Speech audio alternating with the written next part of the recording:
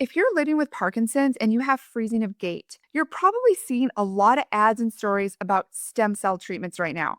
And some of them even promise regeneration, reversal, even cures. And I know some of you are being quoted $20,000, $30,000 or more for these procedures. I want to talk to you very specifically.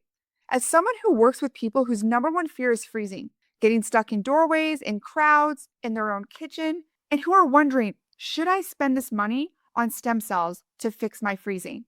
Now, I'm not here to attack any specific doctor or clinic.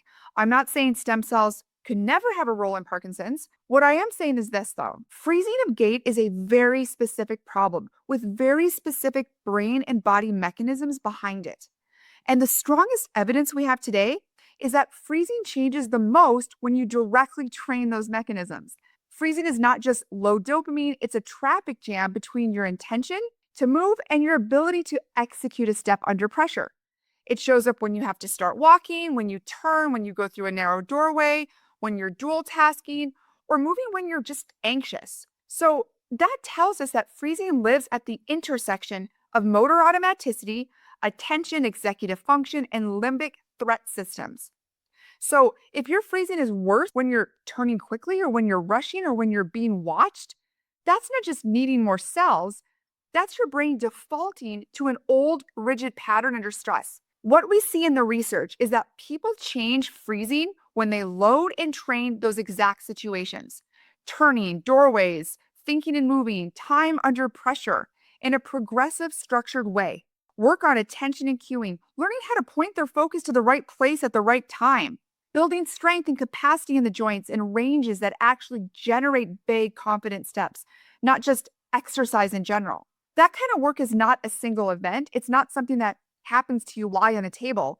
It's a process that your nervous system has to go through repeatedly so that it can build new patterns and make them automatic enough to show up when you're stressed, when you're tired, or when you're scared. If you take the same brain with the same freezing patterns and you drop stem cells into the system without changing how that brain is using its movement and attention, you may get a temporary lift in general function, or you may not, but you have not taught your brain a new way to handle doorways and turning or anxiety. The trigger situations are still wired the same way. On the other hand, when you commit to high quality, mechanism based training for freezing, where you're deliberately practicing start initiation, turning, narrow spaces, dual tasking with the right kind of cueing and progression, you are telling your nervous system over and over, this is how we move now, even under pressure. Right now, if freezing is the thing that is shrinking your life, the most rational place to invest your time, energy, and money is in directly retraining the systems that control freezing,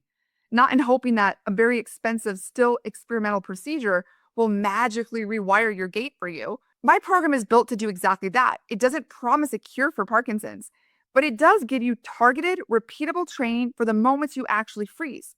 So your brain has a real chance to build different options. If after you put in that work and built that foundation, you still want to look into stem cells, you'll be doing it as someone who has already taken control of the part that you can control, how your brain and body respond in the situations that normally shut you down. And that, in my view, is a much safer, more powerful position to be in than skipping the work and gambling everything on a one-time procedure. So if you're interested in learning how to improve your ability to think and move and to reduce freezing duration and frequency, go ahead and click on the link to learn more about the Think and Move Well program.